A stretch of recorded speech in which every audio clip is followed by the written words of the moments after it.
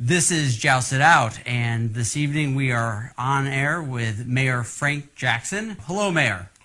Hello, how are you doing? Good, how are you? So, pretty good. Thank you for joining us. It's certainly, yeah, I know you have a very tight schedule, and it's a little difficult to do this juggle, but we really appreciate you coming on. And certainly we've wanted to have you on since around Gay Pride happened a couple weeks ago here in Cleveland, and of course it was the 30th anniversary of HIV and AIDS, and a commemoration here in the city and with the AIDS Task Force. But I wanted to kind of go a little before that because I want folks to know a little more about you, Mayor, because we have people that listen to our show around the country, and we also try to promote young people getting involved in community and politics. And I was hoping maybe you'd like to just tell us how you got involved and then eventually became the mayor in a short way. Well, I didn't intend to be the mayor. I ran for Cleveland City Council in 1989, and I won. And that was basically around issues that I felt were not being addressed in the ward that I lived in. And as time went on, and I became council president, and I took the same approach, that I thought there were issues that were not being addressed on a citywide basis, so I ran for mayor. One interesting thing, however, is that in my rookie year, I was appointed chairman of the Public Health Committee, and I had no experience in health or as being a councilman or anything like that, but they made me chairman anyway.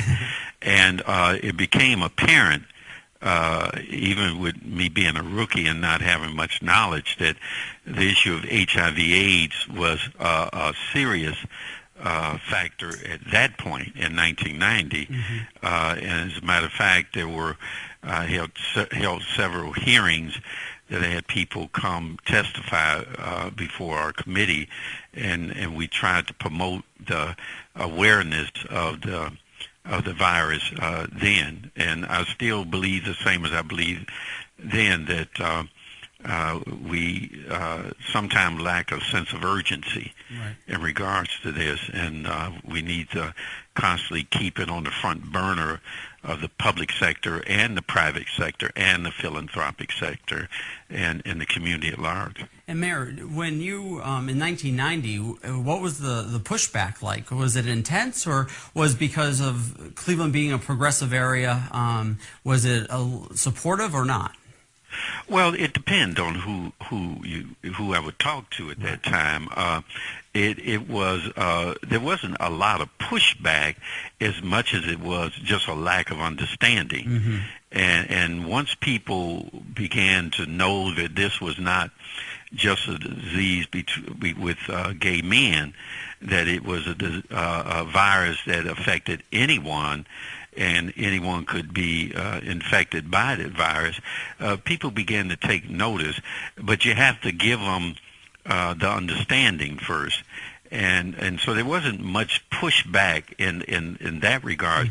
It really, things began to be problematic when we used Mayor White at that time declared a state of emergency and really was trying to have a syringe exchange program for dirty needles for clean needles with IV drug users. That got a little bit of notoriety. And then, as you know, money brings trouble sometimes. And once there was a focus on it and some money directed, there was a little scurrying as to where the money would go. But that quickly leveled out, and we were able to start to do some things. Right. And, well, it's interesting you brought up syringe exchange. That is still a well-used program here in Cleveland, and we have watched those rates go down because that program is doing so well here. But, you know, it's interesting, too, is that now that program, parts of that program are funded by MAC Cosmetics and other private companies. You know, so it kind of shows you where we've gone from the city calling a state of emergency to today where private corporations are involved.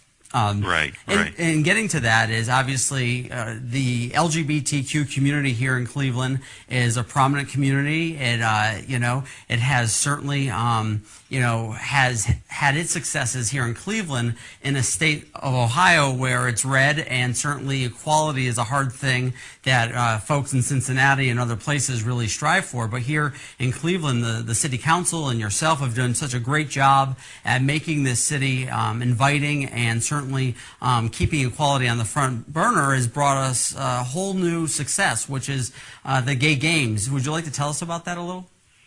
Well, the Gay Games, we competed pretty hard for it. And when the site selection committee came in, we indicated to them two major factors. One is that if they were in another city or a larger city or a city with a higher reputation, then they may be one of several things that may be occurring that year in that city. But if they came to Cleveland, they would be a centerpiece. Mm-hmm. So if the games came to Cleveland, we would do all we could to make sure it was successful and really build all of what we did as a city, not only in the public but the private sector, around that activity to really make it a A1 success. And then the second thing that we promoted was that since we are the Midwest, because people say, well, why would you go to the Midwest?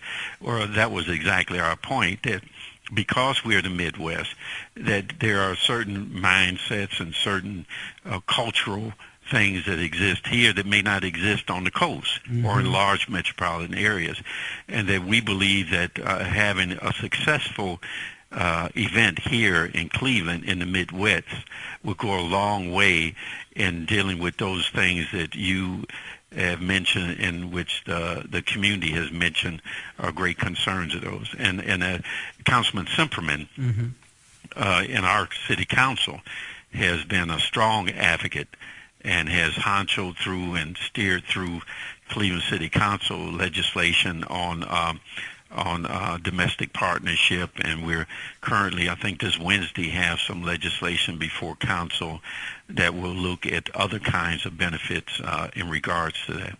Oh, that's great. That's great news. I didn't realize that was happening. Yeah, I think it's this Wednesday, but Councilman Simperman, he's on top of it. He's been working on it. All the different initiatives mm-hmm. he has spearheaded, and we've worked together on it. But he's been the tip of the spear in Cleveland City Council. Yeah, certainly Councilman Simperman has been very supportive of all LGBT causes, and certainly around the HIV and AIDS community, and doing some great work.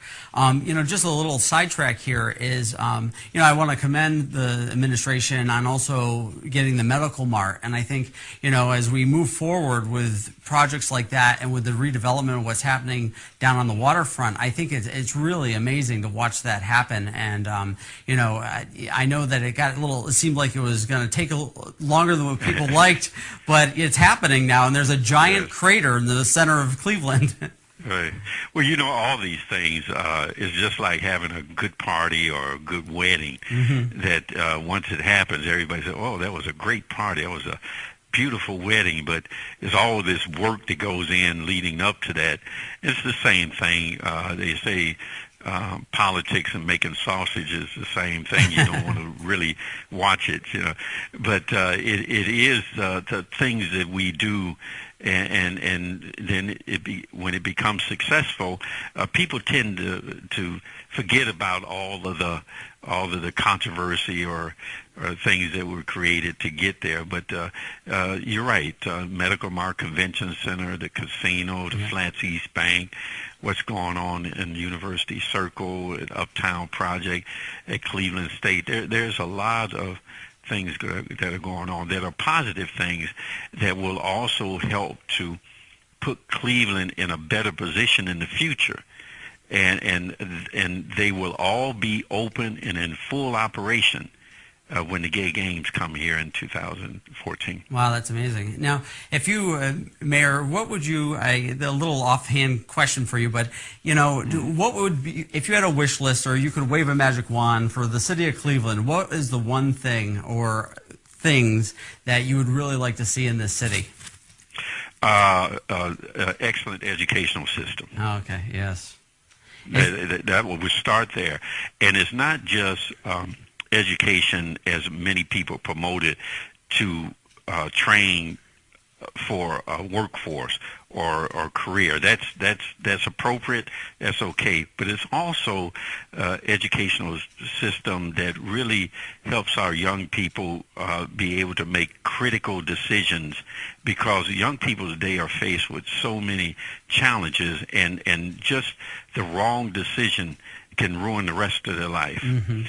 Just like if you get in a fight with the wrong person, you wind up dead. You smoke the wrong dope, you wind up addicted to life. You have sex with the wrong person, then you contract a virus, you see. So we have to have young people who have critical thinking and decision-making skills. So I think education is much broader than training people just to go into the workforce. Is how do we take young people who are under tremendous stress and challenges in today's world, and put them in a situation that they can make the best decision for their life. Wow, well, that is a great wish, and you know, it's so funny. The work that I do, I work with a lot of homeless youth, and you know, what you're saying is so right on around that population and the challenges that they have, and people don't realize that even if they have an education, if you don't have those other parts of your life going forward for you, you really end up in a really bad place, and it's, it has to be holistic. It is. Well, Mayor, you know, I think that our folks and our friends around the nation should all come to visit Cleveland. It's a great city. You know, I've had the great fortune of moving here just not too long ago, and met wonderful people. And Clevelanders are true, wonderful, and strong, and great, hardworking people. And the city, I really think it can get to a whole new level in the future as you watch these projects happen. And thank you for taking the leadership with your team and your staff. I've met many of them over my time being here, and they're just great folks also. Well, I thank you very much, and thank you for the opportunity to speak on your program today. All right, Mayor. You take care. Thank you. All right. Bye-bye. Bye-bye.